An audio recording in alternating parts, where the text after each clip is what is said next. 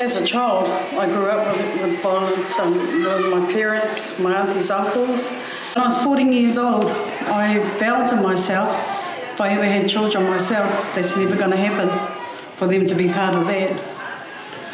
I met a wonderful man, as we all do. At the time I thought, yes, he's everything I need. But as our relationship started to grow, the violence grew as well. You know, I always thought when I was younger that no way would I ever, have a man like that that'll beat me, like my father beat my mum. But I did, unfortunately. My boys say, Mum, just leave. Let's just leave. But when you're trying to run to the car and trying to get your children to the car at the same time, that wasn't possible. So it was rather than them get hurt in the process of trying to leave. You best just take the punches so that they wouldn't be, physically abused as well. People laugh at, well, if there was so much violence, why didn't you leave? Fear was probably one of them. Fear that I wouldn't be able to take my children with me. Fear that I might end up being killed. Because you get threatened, you leave and I'll do so-and-so. I'll blow you, and that's what happened to me. I'll blow your head off if you leave. My nephews would cover me while I'm getting beaten, and they were at the age of 14, 15. So it affected the whole lot of, not just our children, it was the wider whānau.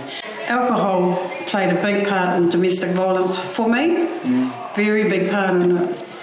Everything, you start off all honky-dory drinking, next minute you don't even know what you've done, and then all you see is a fist coming at you. It's not until you have your mokopuna, then you realise you have to be that speaker for your mokopuna so that they don't go through what their fathers or their mothers went through. So we've actually made it our business to be that in the middle of that, to stop that violence from, we're actually stopping the cycle in our whānau. But my husband came to a point where it was like, I've had enough of it, and then he, it was like just woke up to himself. But us as women, we just had to. We knew what was in them, so we had to pull that out of them for them to get to where they are. So we were more like the backbone of them. So I really encourage wahine to seek the help for first themselves and their children, and then encourage their tāne to do the same, because there is help out there today. We know that our future are going to be free from harm, free from abuse, free from alcohol, free from drugs. We had to step up, and we have, and I'm proud of my whānau. Proud of my children who have become the adults that they are. Our sons, proud of their change as well, because they knew they had to. They wanted to stop the cycle in their generation, and they are. They're powerful. Nō reira, tēnā koutou, tēnā koutou, tēnā koutou katoa. Tēnā? Yes.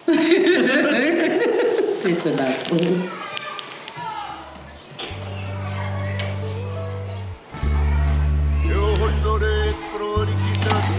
E maungorongo ki te peno, e pakaro poe ki ngā tangata katoa. Haumi e, hui e, taiki e. We all know the way. We all know the way. We shall lead the way. We shall lead the way. For you, Lord. For you. We're gonna bless your holy name.